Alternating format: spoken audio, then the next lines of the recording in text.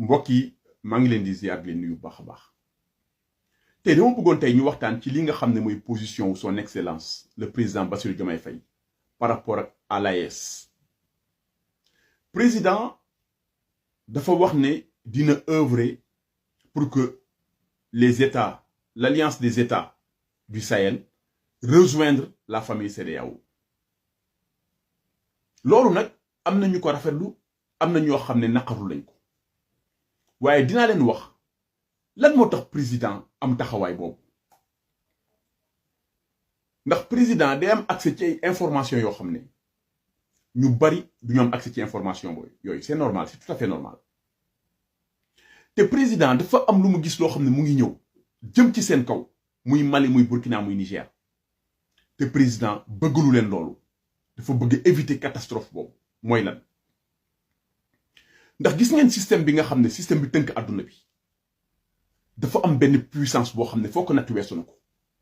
te bu ñuy wax ci politique dañuy génn ci émotion gis ngeen politique au niveau étatique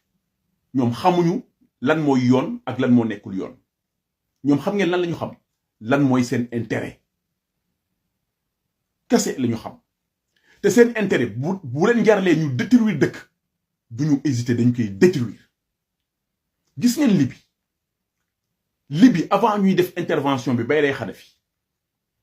ancien président bu Niger Issoufou ancien président bu Niger Issoufou dafa téléphoné Barack Obama ne ko Barack bis bu ngeen reyee Kadhafi di ngeen déstabiliser toute la zone et ce sera catastrophique pour nous ñun pays sahéliens yi Obama ne ko we will finish the job nous allons terminer le travail foofu intérêt États-Unis moo taxaw te nee naa leen intérêt bu taxawee ñoom xooluñu lan mooy yoon xooluñu lan moo nekkul yoon xooluñu kat mooy dee xooluñu ndax am na ay xale xooluñu ndax am na jigéen doxewuñu noonu moo tax man leen gis ngeen politique affaire cannibalisme la affaire dëmm la du sax affaire nit moo tax booy jëflante ak ñooñu da nga ciy demee intelligence doo ci demee fugg doo ci demee émotion ma jox leen beneen exemple Russie dafa commandé woon benn porte-avions signé contrat bi ak français yi ba français yi defar porte-avions ba mu pare ba nga xam ne livré rek moo des américains yi daal di jël ndogal ne français yi bu leen livré porte-avions bi la Russie xam ngeen nu français yi def français yi dañoo dellu gannaaw annuler contrat bi pourtant bu leen neexoon fippu ne ñun suñu intérêt la ñuy xool waaye booba français yi xam nañ ne amuñu benn intérêt di frotter wu ak américains yi moo tax ñu daal di dellu gannaaw annuler contrat bi mujjee ko jël jaay ko Égypte c'est ça la politique du affaire doole du affaire man maay guerrier du affaire man maay bañkat politique doxewul noonu il faut sortir des émotions Juan Branco est-ce que xam ngeen ne Juan Branco men dañ ko doon forcer à l'exil définitif il était sur le point ñu exiler ko définitivement du mën a duggaat France xam ngeen lan moo ko sauvé li ko sauvé mooy président Ousmane Sonko Pastef son excellence Bassirou Diomaye Faye ñoom ñoo jël pouvoir bi waaye Emmanuel Macron ak Gabriel Attal pare woon nañ ci dossier Juan Branco ba nga xam ne dootul mën a duggaat France ba Pastef jëlee nguur gi ci lañ dellu gannaaw est-ce que France dafa dellu gannaaw parce que dañoo ragal Ousmane Sonko Bassirou Diomaye Faye déedéet mais dañoo dellu gannaaw parce que du seen intérêt ñuy toroxal Juan Branco ndax xam nañ ne Ousmane Sonko partenaire Juan Branco la Ousmane Sonko dafa am benn rapprochement Pastef dañoo am benn rapprochement ak Juan Branco donc ñoom bëgguñu froisser kii nga xam ne mooy Pastef ñu daal di dellu gannaaw c'est ça la politique ñoom topp ñu seeni émotion dañoo topp li nga xam ne mooy seen intérêt moo tax man leen politique y a que les intérêts qui comptent rien d'autre ay lii yoon laak lii c'est pas normal non politique doxewul noonu politique affaire cannibalisme la affaire dëmm la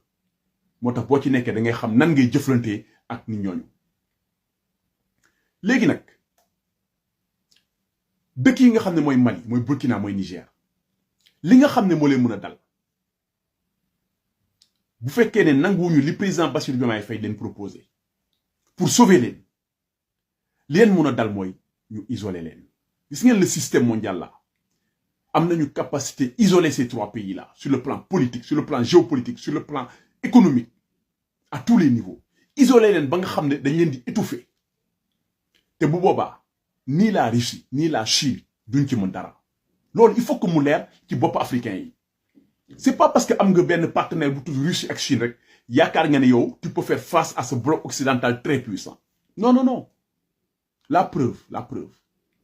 Cuba mais Cuba dafa am relation ak Russie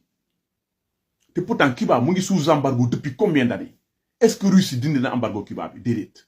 Corée du Nord dafa am relation ak Russie mais ils sont sous embargo est-ce que Russie mën na koo dindi déedéet Iran dañ nekk sous embargo pourtant am nañu relation ak Russie est-ce que Russie mën na ko dindi déedéet la réalité est que américains yi képp ku ñu teg embargo Russie mënu koo dindi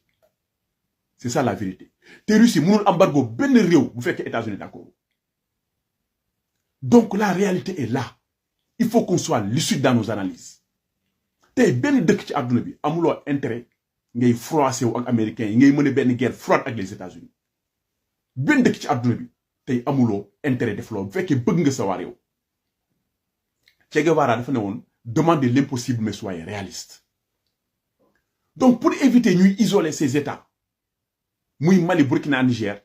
président Bassirou Diomaye Faye daf leen ne ñëwaat leen ci biir CEDEAO bi ndax CEDEAO bi organisation la boo xam ne dañ ko reconnaître sur le plan mondial bu ko defee ñu daal di soppi CEDEAO bi maanaam fexe ba CEDEAO mel ni mu meloon avant fexe ba CEDEAO bi nekk la CEDEAO des peuples et pas la CEDEAO des chefs d'État ndax nit ki loo xam ne yow yaa ko moom loo xam ne yow yaa ko defar parce que CEDEAO bi apparemment Mali lañ ko defaree Mali lañ ko sancee donc li nga xam ne yow yaa ko moom sa moomeel la mais bu fekkee ne am na ñeneen ñoo xam ne dañoo jóge ci àll bi ñëw dugal ci seen loxo mais bu dee am nga fulla ak fayda da ngay rocc ci seen loxo sànni ca xaj jëlaat li nga xam ne yaa ko moom mais yow li nga moom doo dem nga bàyyi ko fi non doo dem nga bàyyi ko fi parce que diw dugal na ci loxom diw dugal na ci loxom fulla ak fayda mooy ma taxaw fexe ba génnee loxo diw ak diw téyewaat li nga xam ne maa ko moom ci loolu nag le président Bassirou Diomaye Faye di woo les États de l'Alliance du Sahel ne leen ñëwaat leen ñu réformer CEDEAO bi ñëwaat leen ñu defaraat CEDEAO bi ñëwaat leen ñu jëlaat CEDEAO bi téye ko suñu loxo moo tax le président Bassirou Diomaye Faye le Sénégal a besoin au sein de la CEDEAO d'avoir à ses côtés le Mali le Burkina et le Niger kon bu ñu leen di woo ne leen ñëwaat leen ci CEDEAO bi on est dans la politique